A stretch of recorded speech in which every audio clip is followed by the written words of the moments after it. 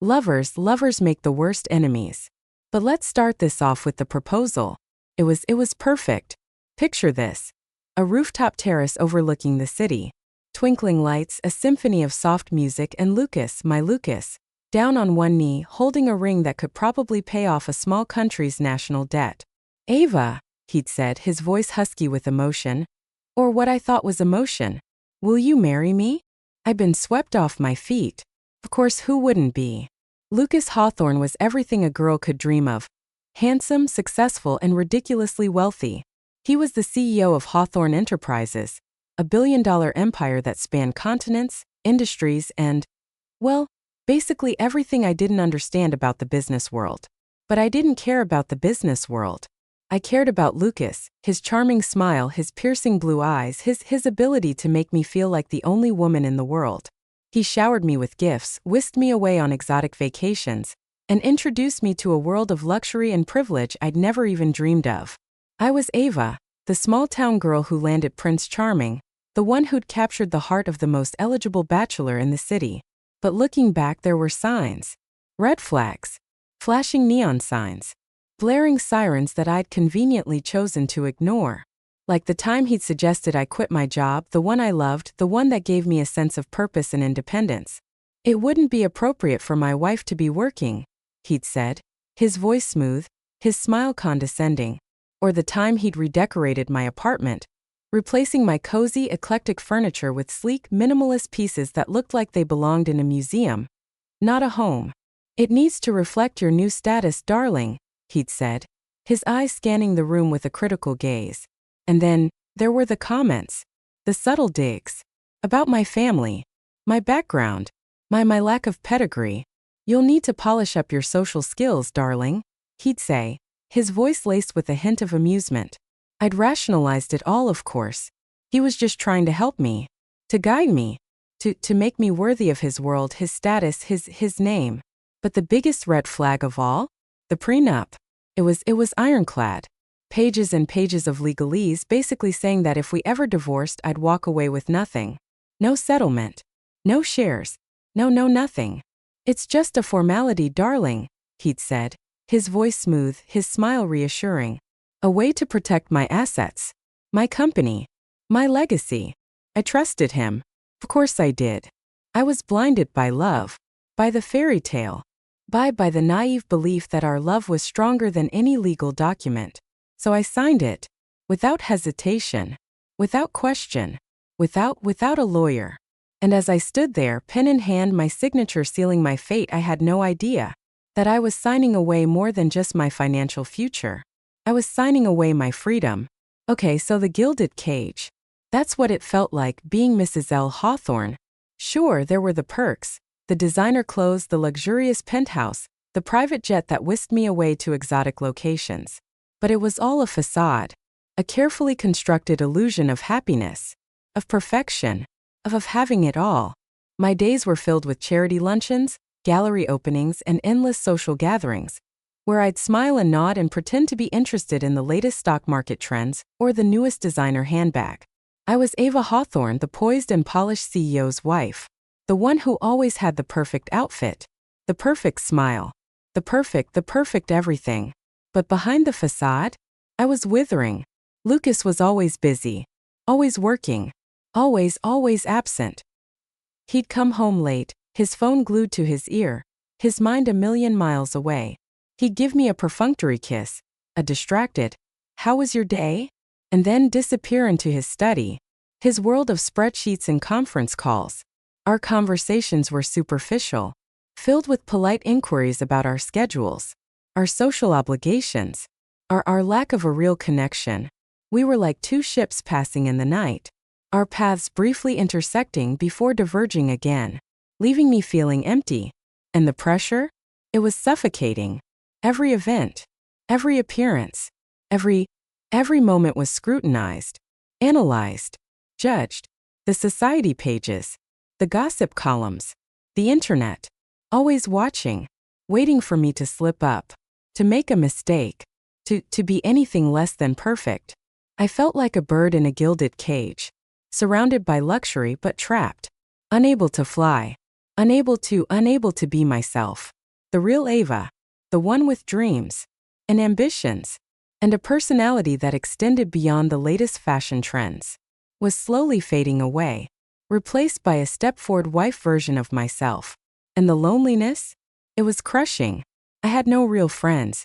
No confidants. No one to talk to about the emptiness. The frustration. The growing realization that I'd made a mistake. A huge life-altering mistake. I'd married for love. For partnership. For the fairy tale. But the fairy tale had turned into a nightmare.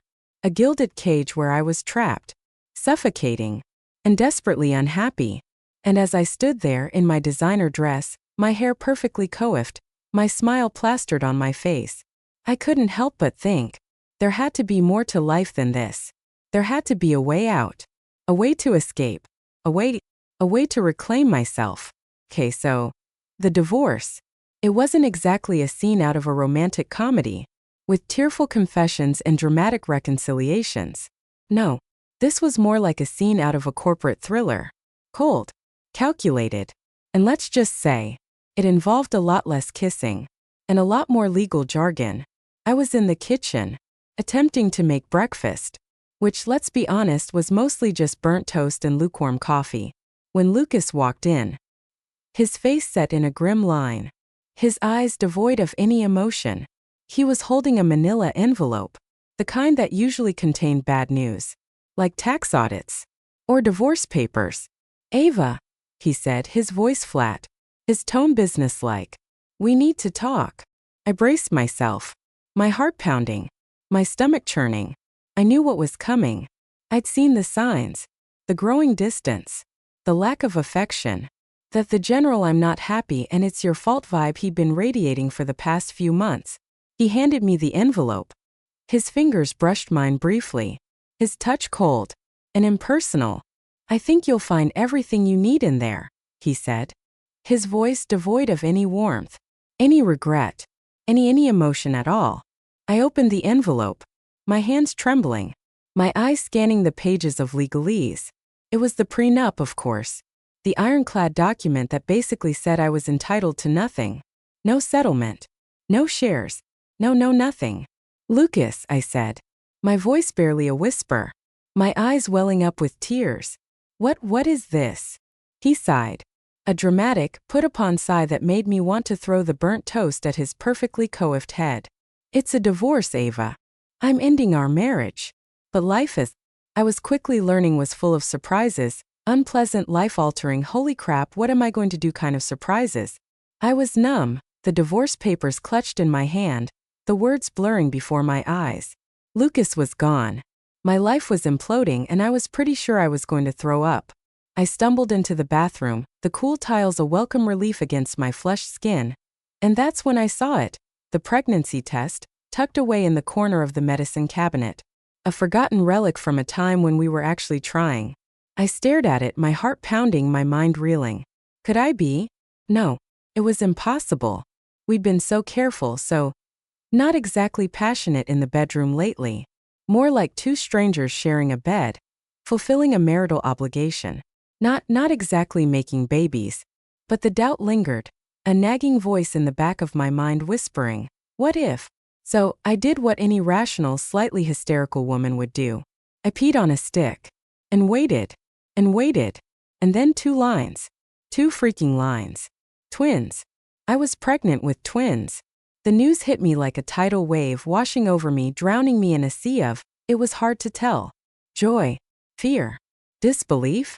Maybe a little bit of all of the above. I was going to be a mother. A single mother. With no husband. No support system. No freaking clue what I was doing. The fear was overwhelming. How was I going to do this? How was I going to provide for them, care for them, protect them? I was just Ava. Not Ava Hawthorne, the CEO's wife. But Ava the nobody. But then, a flicker of hope ignited in the darkness. A memory. A faint whisper from the past. A clause. A hidden clause in the ironclad prenup.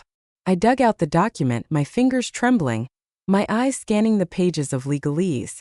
And there it was, buried in the fine print. A clause that stated if I had children, the entire agreement was void. Void. Null and void. Meaning I was entitled to half of everything. Half of Lucas's fortune. Half of his assets. Half of everything he'd worked so hard to acquire.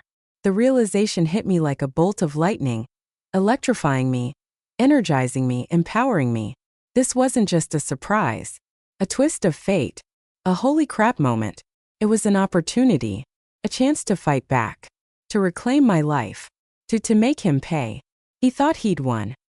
He thought he'd outsmarted me, outmaneuvered me, outlawyered me. He was wrong. So wrong.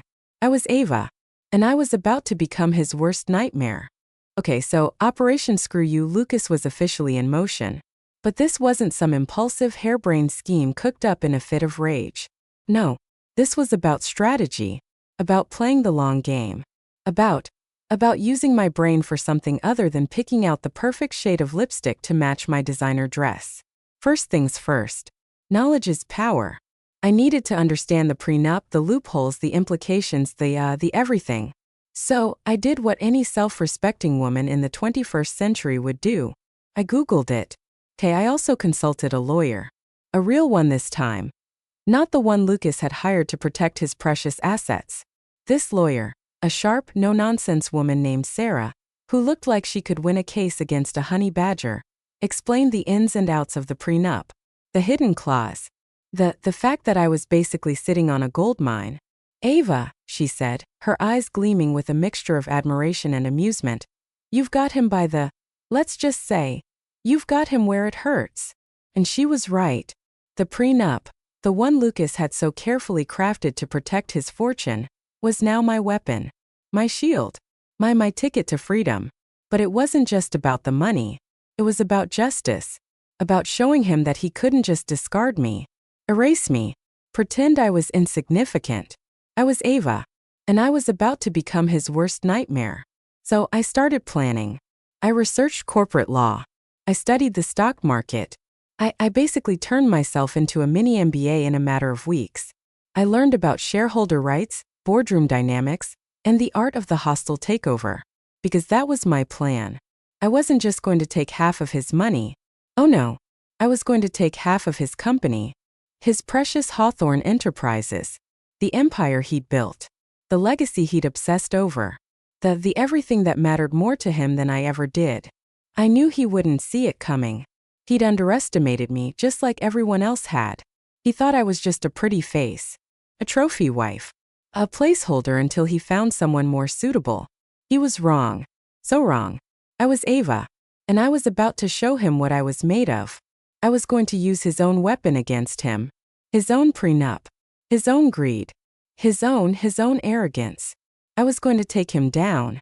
Not out of spite. Not out of revenge. But out of self-preservation. Out of a need to protect myself. My unborn children. My future. And as I sat there surrounded by legal documents, financial reports, and a whole lot of caffeine, I couldn't help but feel a surge of excitement. This wasn't just a plan. A strategy. A way to get back at him. It was a rebirth. A transformation. A chance to finally become the woman I was meant to be. I was Ava. And I was ready for war. Okay, so enter Damian Blackwell. Not exactly the kind of guy you invite to a tea party, you know? More like the guy you hire to, let's just say he wasn't known for his gentle persuasion techniques. He was Lucas's arch-rival, the CEO of Blackwell Industries, a man who'd built his empire on ambition, ruthlessness, and a healthy dose of I'll crush anyone who gets in my way attitude. But he was also my key to revenge. I contacted him through a series of carefully crafted emails and anonymous messages, leading him on a scavenger hunt of sorts until he finally agreed to meet me. We met at a secluded restaurant, the kind with dimly lit booths and enough privacy to plot a corporate coup. He walked in, all sharp angles and tailored suits, his eyes scanning the room with a predatory gaze. He looked like he could smell fear. And let's be honest, I was terrified. But I also had a plan, a weapon, and a whole lot of determination. Mrs. Hawthorne, he said, his voice a gravelly baritone that could probably shatter glass. I'm curious. Why me? Because you want what I have, I said, my voice steady, my gaze unwavering.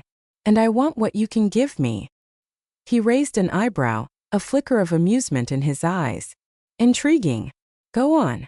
I laid out my plan. The prenup. The hidden clause. The fact that I was about to become the majority shareholder of Hawthorne Enterprises. His eyes widened, his initial skepticism replaced by a predatory gleam. You're proposing, he began, his voice laced with disbelief, that we team up to take down Lucas Hawthorne. Exactly, I said, my smile a touch feral. You get the company. I get my revenge. And Lucas? He gets what he deserves. He leaned back, his eyes narrowed, his mind clearly calculating the risks and rewards. It's a bold move, Mrs. Hawthorne. A risky move. What makes you think I'd trust you? A woman who was, until recently, married to my enemy. Because I have nothing left to lose, I said, my voice low, my gaze intense. And because you need me. You can't take down Lucas without me. He was silent for a moment. Then a slow smile spread across his face. Mrs. Hawthorne, he said, his voice smooth, his tone dangerous. I believe we have a deal. I paused, letting the words hang in the air, my smile turning a touch predatory. Just make sure you read the fine print, darling, I added, my voice dropping to a whisper. It's fascinating. He stared at me, his eyes wide with, let's just say they weren't exactly filled with understanding, but there was a flicker of something. Doubt, fear, maybe even a hint of realization. I stood up, gathering my things, my smile widening. Goodbye, Lucas, I said, my voice firm, my tone final. Enjoy your freedom. I know I will. And with that, I turned and walked away, leaving him sitting there, the signed divorce papers in front of him, his face pale, his eyes filled with, let's just say he was starting to realize that he might have just made a very, very big mistake. Okay, so the power play. This wasn't just about getting a fair share. Oh no. This was about taking the whole damn board game and flipping it over. Lucas thought he'd outsmarted me with his fancy prenup. But honey, I just played him at his own game. The day after the divorce was finalized, I strolled into Hawthorne Enterprises, head held high, a smug little smile playing on my lips. Lucas's secretary, bless her cotton socks, nearly fainted when she saw me. Mrs. Hawthorne, she stammered, her eyes wide. The divorce is finalized, I said, my smile widening. And I'm here to see my ex-husband. I didn't wait for her to announce me.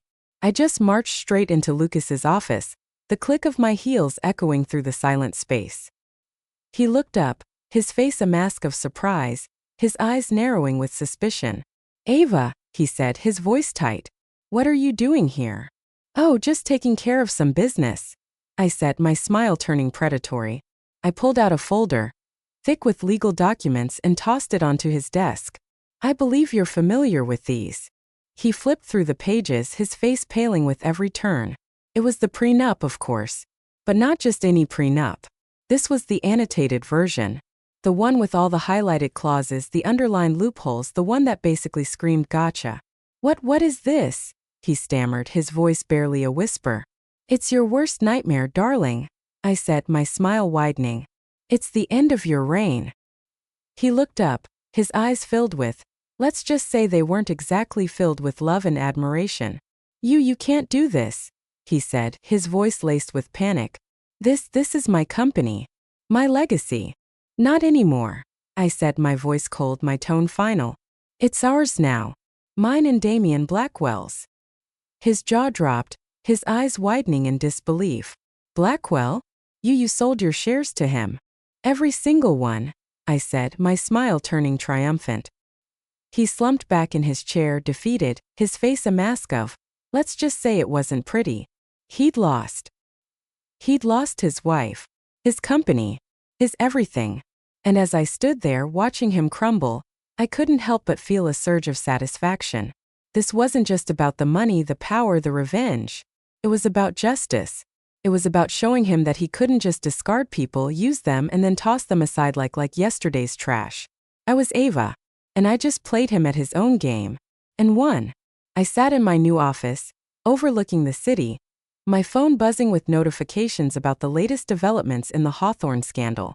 I couldn't help but feel a surge of satisfaction. This wasn't just revenge. It was justice. It was a public reckoning, a reminder that no one is above the law, above karma, above the consequences of their actions. He thought he was untouchable. He was wrong. So wrong. And now the whole world knew it. Okay, so the Great Escape. It wasn't a dramatic running from the paparazzi kind of thing, though there were a few lingering photographers lurking outside my building for a while. More like a quiet, calculated, I'm taking my babies and my millions and I'm out kind of move. I'd had enough of the high society world. The constant scrutiny. The backstabbing. The general shallowness of it all. I was done with the charity galas, the designer clothes, the fake smiles. The constant pressure to be someone I wasn't. I cashed out. Obviously, my share of Hawthorne Enterprises was substantial, to say the least enough to set me and my twins up for life several times over. I didn't need the money to validate me, to define me, to prove anything to anyone. But it was nice. Really nice. I chose a new city, far from the glitz and glamour of my previous life. Place where I could be just Ava. Not Ava Hawthorne, the ex-wife of a disgraced CEO. Not Ava the corporate raider. Not anyone other than myself. It was a smaller city with tree-lined streets, friendly neighbors, and a slower pace of life. A place where I could raise my twins away from the spotlight. Away from the drama.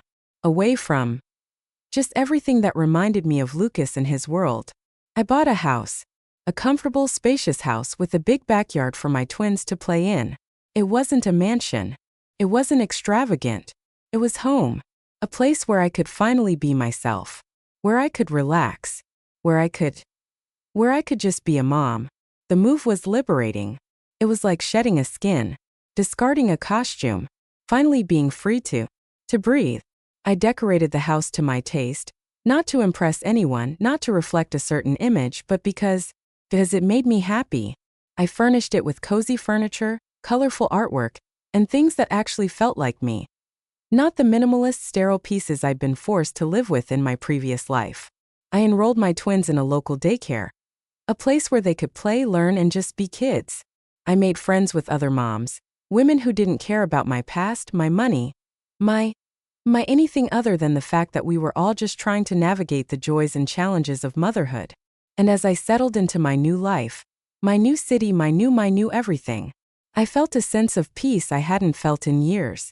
I was no longer living in the shadow of Lucas Hawthorne, no longer defined by my marriage, my divorce, my past. I was Ava, a mother, a businesswoman, on my own terms, a woman who had finally found herself. And as I held my twins in my arms, their tiny faces filled with love and trust, I knew I'd made the right choice. Ideas capat. And in doing so, I'd found myself. Okay, so the new guy, he wasn't a billionaire CEO. He didn't have a private jet. And he definitely didn't wear $1,000 suits. He was normal. Refreshingly, wonderfully normal. His name was Liam. And I met him at the park. Of all places. My twins were busy building a sandcastle that looked more like a mud pie. And he was there with his niece. A giggling little girl who was determined to help them, even if it meant accidentally kicking sand in their faces. We started talking. You know, the usual parent in the park small talk. About the weather, the playground, the joys and challenges of raising kids. But there was something about him. A warmth, a kindness, a genuineness that I hadn't encountered in a long time. He was a writer. A struggling writer, he admitted, with a self-deprecating laugh. He wrote children's books. Stories filled with imagination, adventure, and a whole lot of heart. It was a far cry from the corporate world. The boardroom battles. The ruthless ambition that had defined my life with Lucas. We started dating. Casually at first. Coffee dates. Playground meetups. The occasional movie night after the kids were asleep. It was different. No fancy restaurants. No extravagant gifts. No pressure to be anyone other than myself. Liam saw me. The real me. The one who loved to laugh. Who wasn't afraid to get her hands dirty. Who was more comfortable in jeans and a t-shirt than a designer dress. He didn't care about my past. My money.